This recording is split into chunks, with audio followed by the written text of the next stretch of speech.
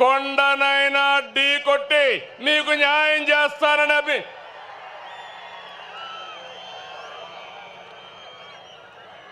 చాలా మీటింగులు పెట్టాం. మహానాడులు. ఈరోజు మహానాడు కడపలో చూస్తున్నా. అందరూ అనుకున్నారు కడపలో మహానాడా అని. నాకు నమ్మకం ఉంది. కడప తెలుగుదేశం పార్టీ అడ్డా. అది నిరూపించడానికే ఇక్కడ పెట్టాం. అవునా కాదా తమ్ముళ్ళు మిమ్మల్ని అడుగుతున్నా. అవును అంటే గట్టిగా చెప్పండి, చప్పట్లు కొట్టండి, హర్షాన్ని తెలియజేయండి.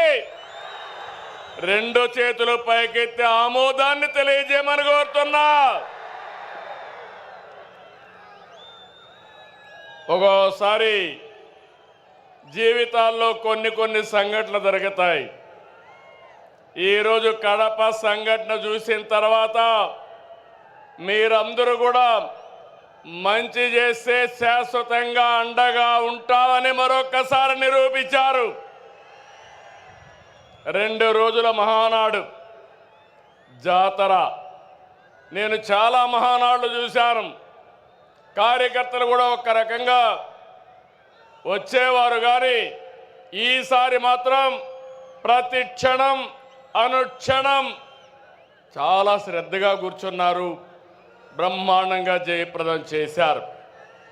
ఈరోజు ఉదయం నేను చూస్తున్నా అన్ని దారులు కడప వైపే. కడప దిగ్బంధం అయిపోయింది. ఈ గ్రౌండ్ చూస్తే తెల్లవారితోనే ఫుల్ అయిపోయింది.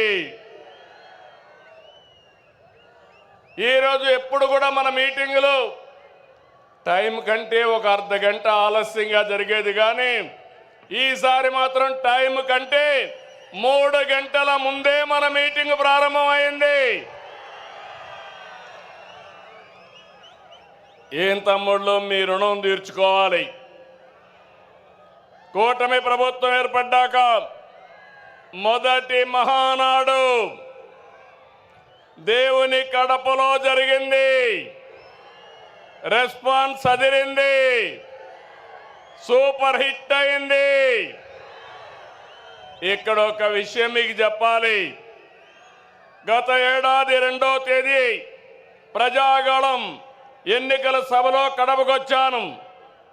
ఆ రోజు ఒక మాట చెప్పాను, కడప రాజకీయం మారుతోంది, కడప గడపలో మార్పు స్పష్టంగా కనిపిస్తుందని ఆ రోజు చెప్పాను.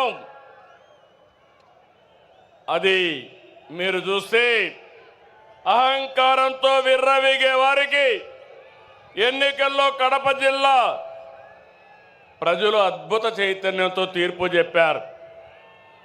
ఈ ఎన్నికల్లో ఒక కడపే కాదు, రాష్ట్రం ప్రతి ప్రాంతం అద్భుతమైన విజయాన్ని సాధించాం. ఉమ్మడి కడపలో 10కి 7 గెలిచాం. తమ్ముళ్ళు, ఇప్పుడు నుంచి కష్టపడితే 2029లో 10కి 10 సిద్ధమా అని అడుగుతున్నా. మిమ్మల్ని సిద్ధమా తమ్ముళ్ళు అని అడుగుతున్నా. ఆడబిడ్డలు సిద్ధమా అని అడుగుతున్నా.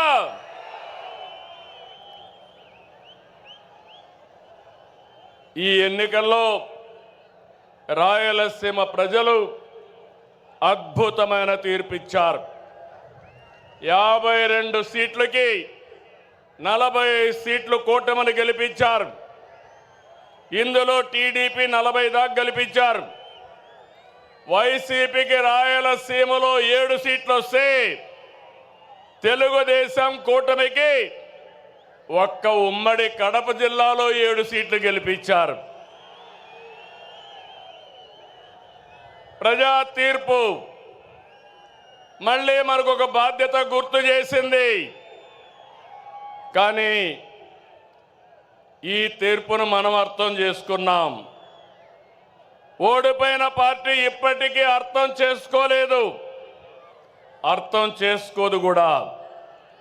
అధికారం కోసం పుట్టిన పార్టీ కాదు తెలుగుదేశం పార్టీ. ప్రజల జీవితాల్లో మార్చడానికి, మార్పు తేవడానికి పుట్టిన పార్టీ తెలుగుదేశం పార్టీ. అవునా కాదా అని మిమ్మల్ని అడుగుతున్నా. అవునంటే గట్టిగా చెప్పండి, చప్పట్లు కొట్టి.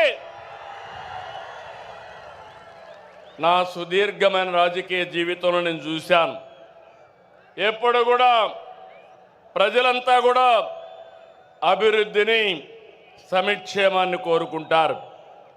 ఇంకో పక్క పార్టీ ఎలా ఉండాలో, పాలన ఎలా ఉండాలో చెప్పడంలో తెలుగుదేశం పార్టీ ప్రస్థానం